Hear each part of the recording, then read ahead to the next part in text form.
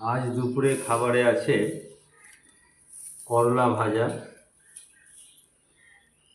কলার মোচা আর মাছের মাথা দিয়ে একটা ঘন্ট, বাগান থেকে পেড়ে আনা মোচা, খুব টাটকা। আর আছে এটা রুই মাছ, ফুলকপি দিয়ে রান্না করা হয়েছে, পাতলা একটা ঝোল। প্রথমত করলা দিয়ে একটু খাওয়া যাক।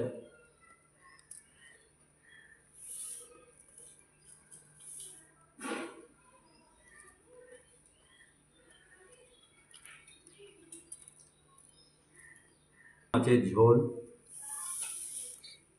বড় রুই মাছ ছিল।